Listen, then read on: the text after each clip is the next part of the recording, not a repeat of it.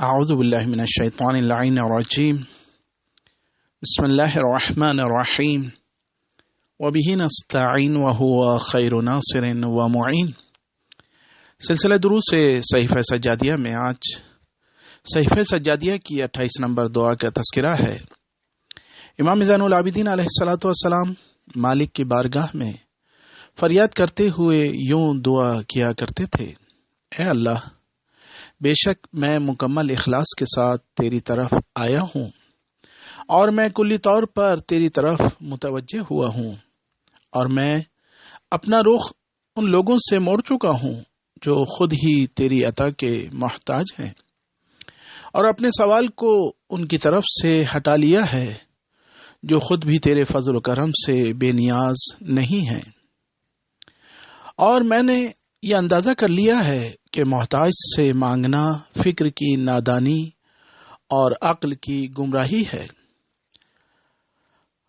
میں نے بارہا دیکھا ہے کہ جن لوگوں نے تیرے غیر سے عزت کا تقاضا کیا وہ ذلیل ہوئے، اور جنہوں نے تیرے علاوہ کسی اور سے دولت کا سوال کیا وہ حقیر ہوئے، اور جنہوں نے بلند ہونا چاہا وہ پست ہوئے۔ لہذا ان سب کا انجام دیکھ کر وہ ہوش مند ہوش میں آ گیا جسے نگاہ عبرت نے توفیق فراہم کر دی اور اسے اس کے انتخاب نے سیدھا راستہ دکھا دیا۔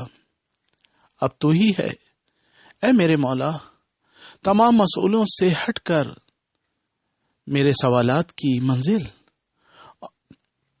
اور تمام مطلوبوں سے جدا ہو کر میری حاجتوں کا ذمہ دار ہے۔ ہر مدعو سے قطع نظر کرتے ہوئے صرف تو ہی میرا مدعو ہے جسے میں پکارتا ہوں، اور اس امید میں تیرا کوئی بھی شریک نہیں ہے، اور میری دعا میں تیرا کوئی شریک نہیں ہے، اور نہ میں نے اپنی ندا میں تیرے ساتھ کسی اور کا نام رکھا ہے۔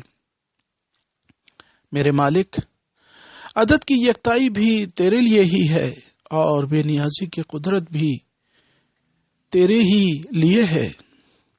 ساری قوت و طاقت اور درجات کی بلندی اور رفعت سب تیرے لیے ہے۔